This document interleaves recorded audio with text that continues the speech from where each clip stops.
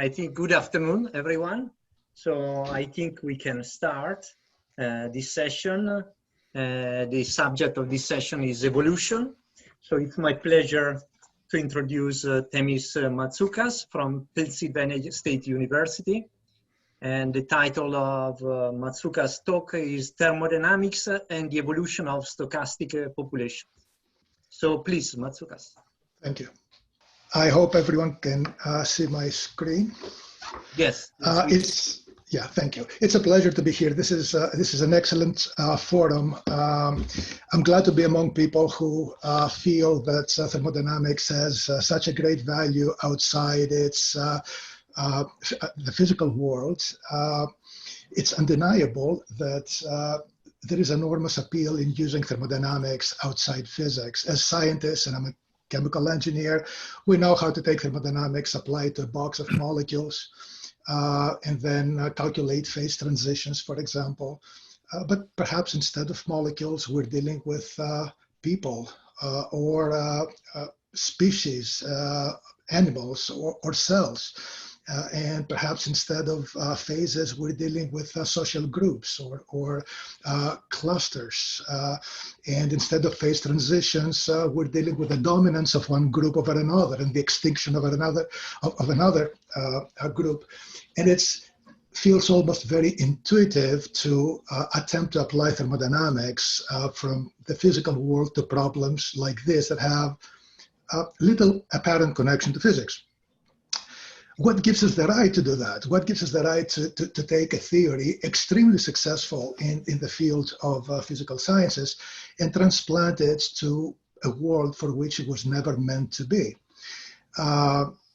If we're going to do that, at the very least, we should remove physics from what we call thermodynamics, boil down to the core of what thermodynamics is in the absence of physics, and what is left is hopefully the universal part of thermodynamics, which we can then take it outside physics. What is thermodynamics? It's a question also that has, its answer has been elusive to a number of problems. This actually reminds me that these are the three basic questions that we'll be discussing here today before we get into thermodynamics. Deconstruct thermodynamics, get it down to its core, throw away physics. That way physicists will not complain that we're taking their science to apply to something else. And I'm actually serious here because after Lib's talk this morning, it's quite clear that there is and will continue to be enormous resistance to the use of thermodynamics outside physics unless we can be rigorous about how we do it. And then reconstruct this theory from bottom up. So, before Boltzmann and Gibbs, thermodynamics was about heat and work. And the main question was how to maximize the amount of work that we can get out of a given amount of heat. And in this maximization problem, the solution comes with a variational principle, the maximization of entropy, which is a triumph of classical thermodynamics, a triumph of deductive logic that led to the identification of this sort of invisible, elusive, but also computable and measurable property that we call entropy. Now, when we go to statistical mechanics, entropy gains a probabilistic interpretation. Now it's a functional, not a function. It's a functional of a probability distribution. That's the probability of microstates, and this is the famous form of that functional.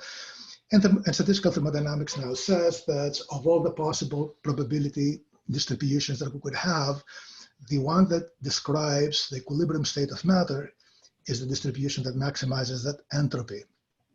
Therefore, the maximization of entropy, or the second law that says that the entropy of the equilibrium state is higher than the entropy of any non-equilibrium state, is a built-in inequality in statistical mechanics, but it gives sort of natural meaning past that to every other concept that comes to it. Now, that's all in physics.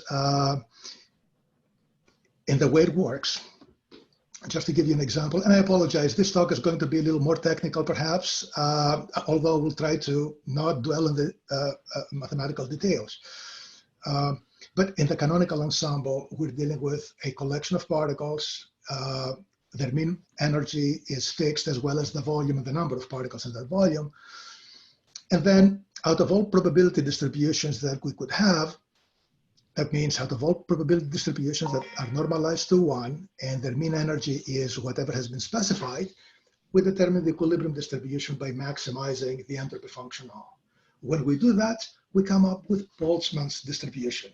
This is the distribution. It has a temperature, it has a canonical partition function, and a bunch of other relationships here that I'm not going to deal with. But anyone who's taken classes in thermodynamics and has seen pages and pages and pages of equations, they're all basically these equations here with more variables, independent variables. So where's the physics in this picture? There's no physics. Okay, there's very little physics. We only need physics when it's time to calculate the energy of the microstate.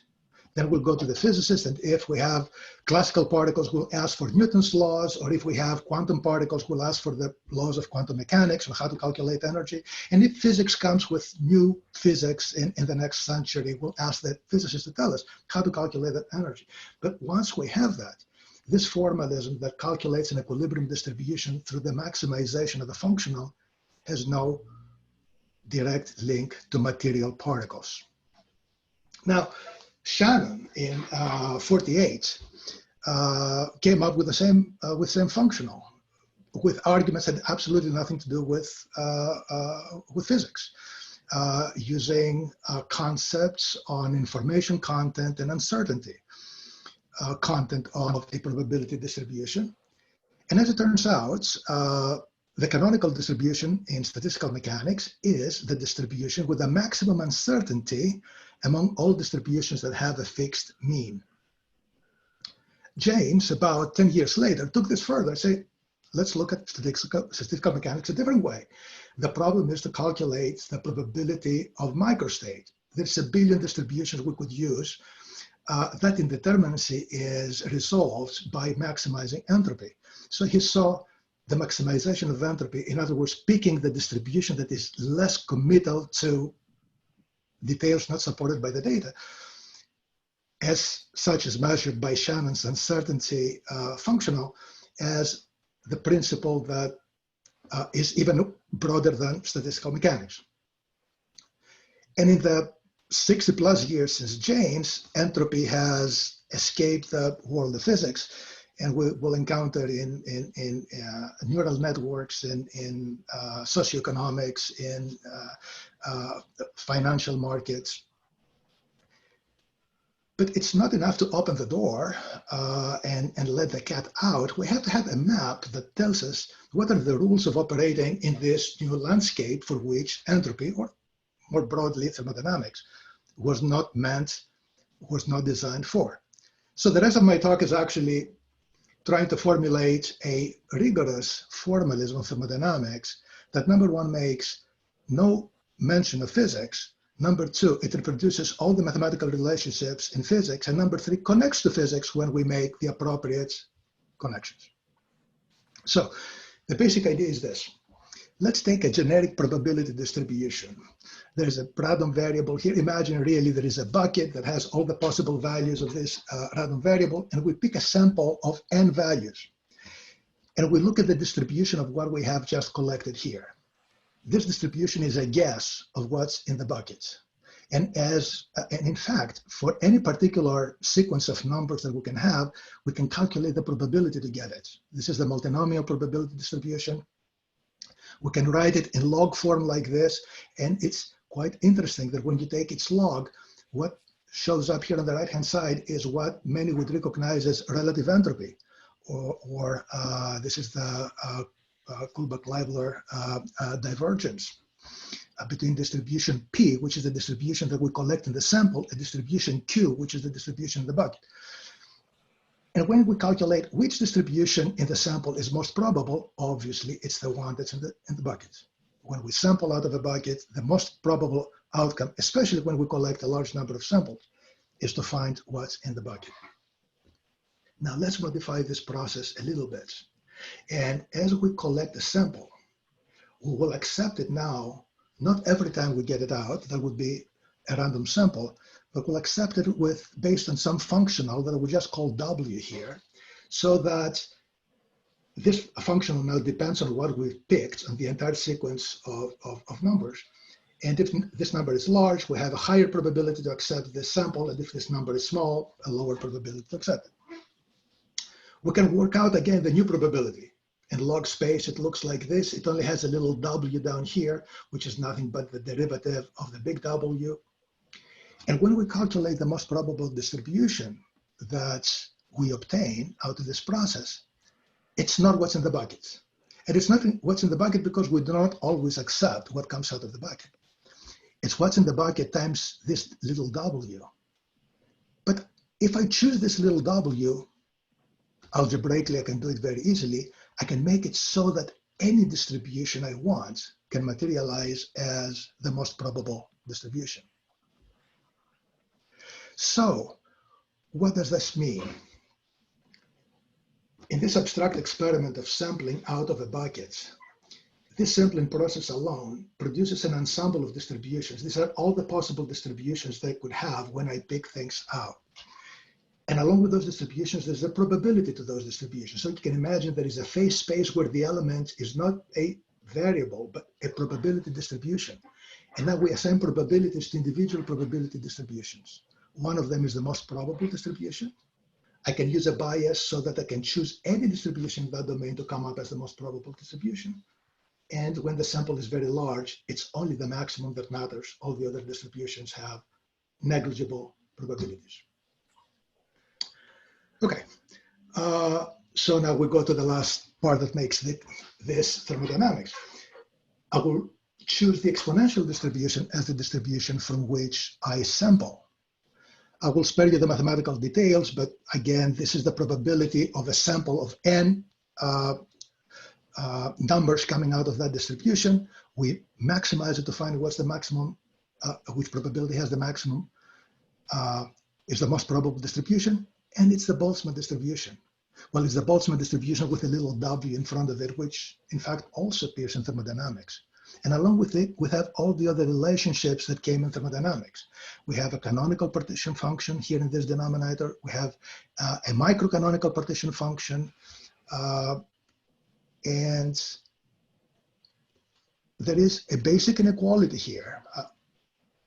I will call it my second law, that says nothing but the simple fact that the most probable distribution is more probable than any other distribution. Its probability is higher than the probability of any other distribution. You take that inequality, you massage it algebraically, you can bring it into many different forms. We can connect to thermodynamics now.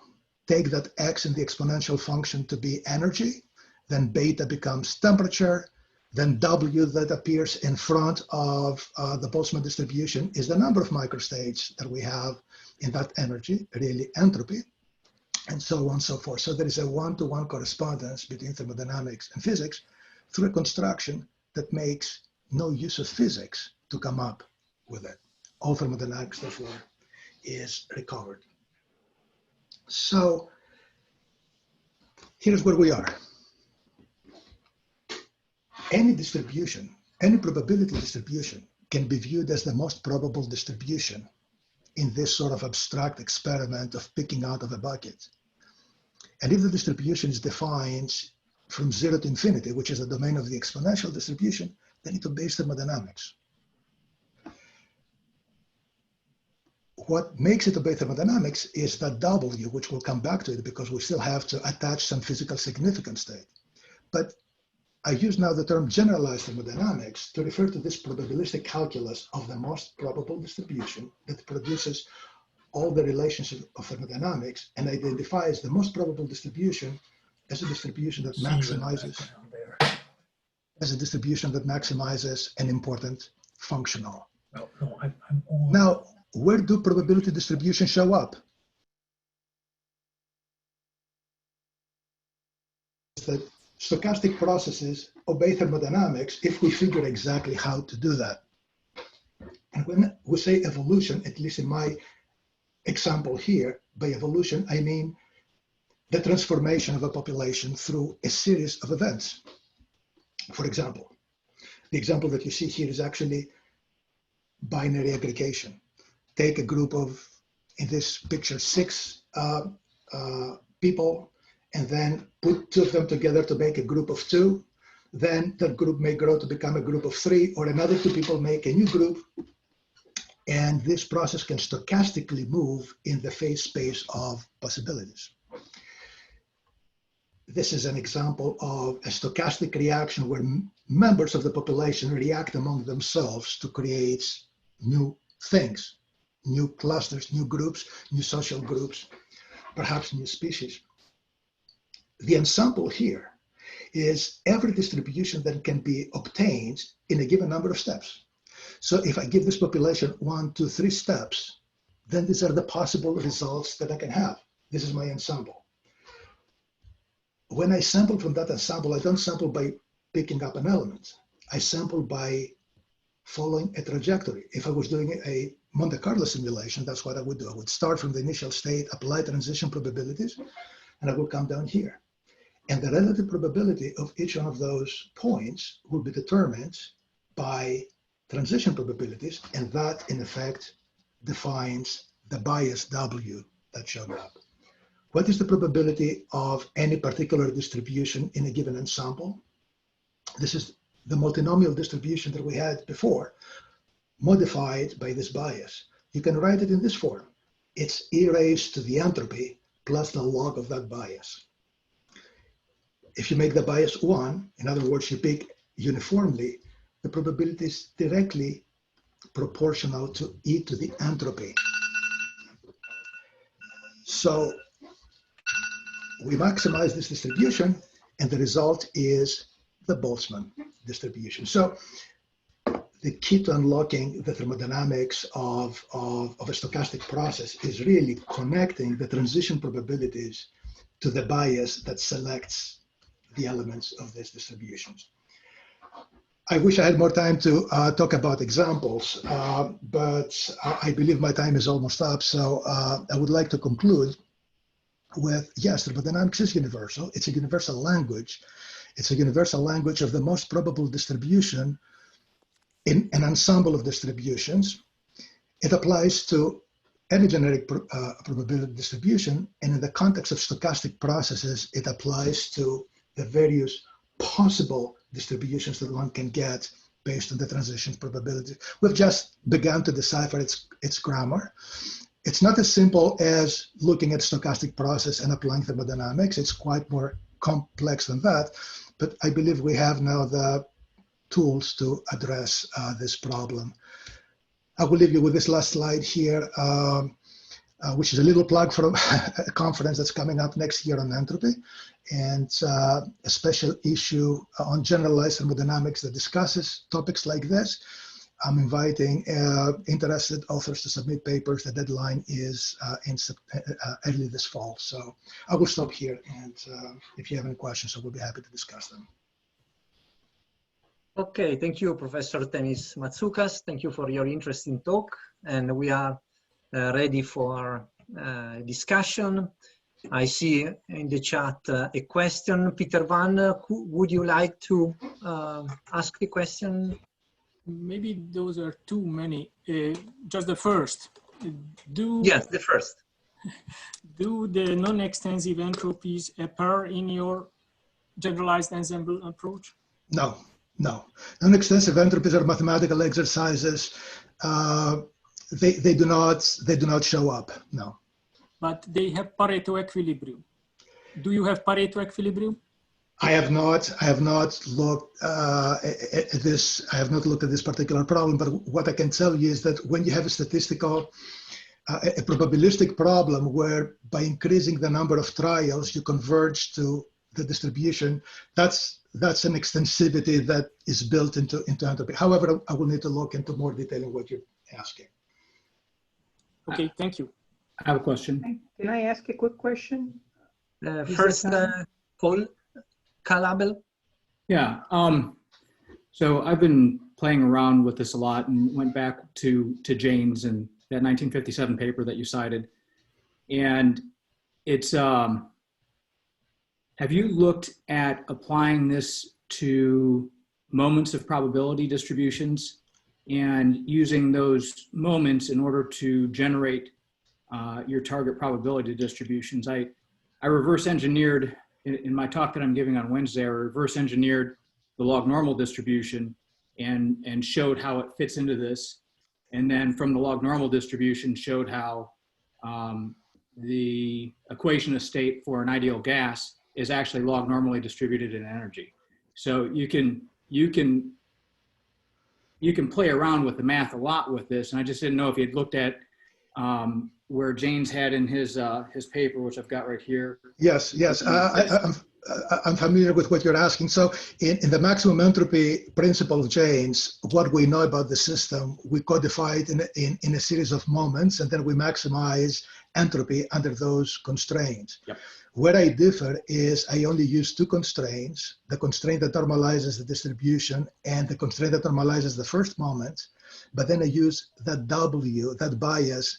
That is what contains what we know about the problem. The problems that I am interested in are stochastic processes. They have transition probabilities.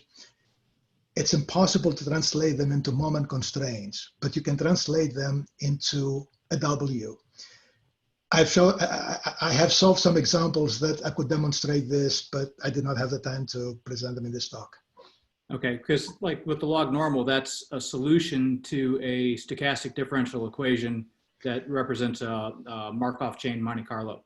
So Okay. it's where the log normal shows up from that standpoint. So I think you could get to both points equivalently by going to very different routes. Yeah, well, mathematically, yes, these are equivalent. So you trade the moment constraints for a W to come up with the same distribution at the end. Okay. Yeah, I would be interested to listen to you. Okay, thank you again. The discussion is really interesting, but if there is Professor John Torday, we need to stop here and move to the next speaker. Is there Professor Torday? Yes, I haven't seen him. Okay. I was thinking maybe you can continue your discussion. Yeah. There are Professor Themis Matsoukas. There are more questions, so if you are available, we can continue.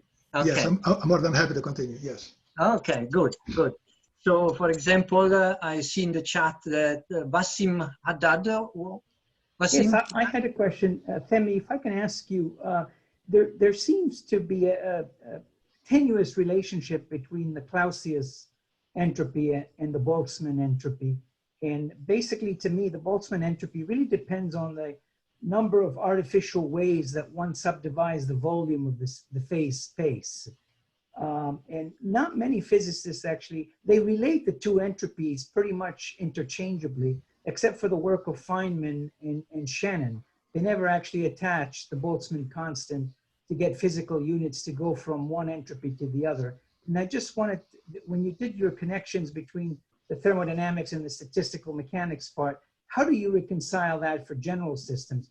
For simple systems, two-state thermodynamic variable systems, i.e. a fluid, you can make that connection. But for general complex dynamical systems, I don't believe that connection can be made between the thermodynamic and the configurational entropy, if you will.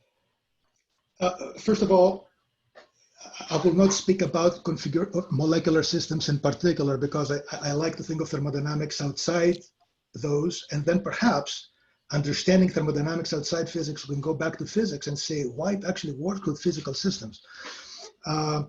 This is an example here that I'm showing you. It's aggregation. It's a discrete aggregation process.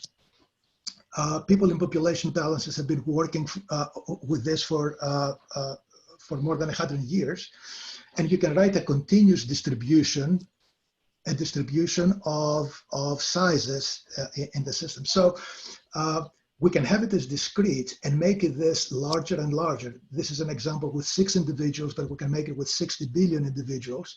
And this tree will be more continuous.